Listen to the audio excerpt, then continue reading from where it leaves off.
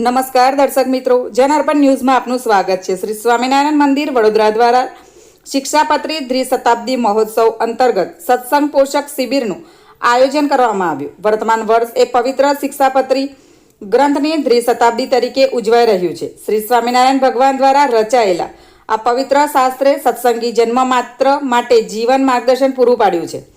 સમગ્ર સંપ્રદાય દ્વારા વિવિધ સ્થળોએ ભવ્ય સમારોહનું આયોજન કરવામાં આવી રહ્યું છે। ત્યારે પવિત્ર અવસરે શ્રી સદગુરુ દિન તથા સત્સંગ પોષક શિબિરનું પણ સુંદર આયોજન કરવામાં આવ્યું હતું।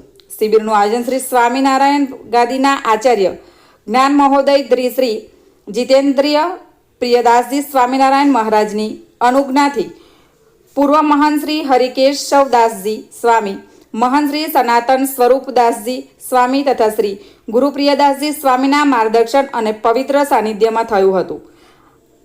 આજવા શ્રી દિવ્ય સૃષ્ટિ ફાર્મમાં આ શિબિરનું ઉમંગભેર આયોજન કરવામાં આવ્યું હતું। શિબિરનું મુખ્ય લક્ષ્ય સત્સંગ પોષકોને આધ્યાત્મિક રીતે વધુ સશક્ત બનાવવાનું હતું તથા તેમને શિક્ષાપત્રીના જીવનમાં ઉપયોગી સૂત્રોને જીવનમાં ઉતારવા પ્રેરિત કરવાનો હતો। હર્ષોલ્લાસપૂર્વક રમતોમાં સહભાગી તથા હરિભક્તોએ ભૌતિક ઉર્જાની સાથે પરસ્પર પ્રેમ અને સહકારનો અનુભવ કર્યો હતો। શ્રી ગુરુદેવ શ્રી મુક્ત જીવન સ્વામી બાપાના દિવ્ય આશીર્વાદ પ્રાપ્ત કરી દરેક હરિભક્તે સંતવાની કથા, વાર્તા અને કીર્તન ભક્તિના આધ્યાત્મિક અમૃતનો લાહવો માન્યો હતો।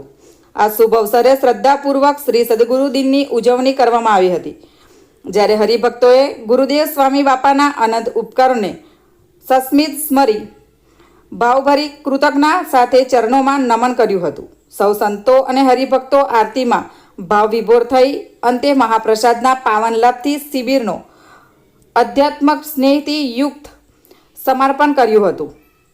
બ્યુરો રિપોર્ટ, જન અર્પણ ન્યૂઝ। આવા જ નવા સમાચાર જોવા માટે જોડાઈને રહો જન અર્પણ ન્યૂઝ સાથે।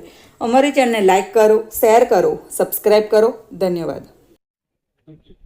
મણિનાથ શ્રી સ્વામિનારાયણ ગાદી સંસ્થાન સંચાલિત શ્રી સ્વામિનારાયણ મંદિર વડોદરા ખાતે શ્રી સ્વામિનારાયણ ભગવાન દ્વિશતાબ્દી શિક્ષાપત્રી દ્વિશતાબ્દી ઉપક્રમ में દિવ્ય સૃષ્ટિ ફાર્મમાં સત્સંગ પોષક શિબિર રાખવામાં આવી હતી।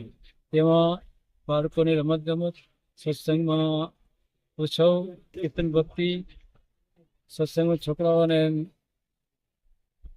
આગળ લાવવા માટે સત્સંગ સભા, કથા, કીર્તન ભક્તિ અને છેવટે સ્વામિનારાયણ ભગવાનની આરતી પણ કરવામાં આવી હતી।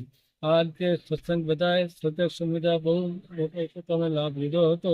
તે બધાએ મળીને ભગવાનની આરતી પણ કરી હતી। એટલે શિક્ષાપત્રીના ઉપક્રમે આ બધો પ્રોગ્રામ રાખવામાં આવ્યો હતો।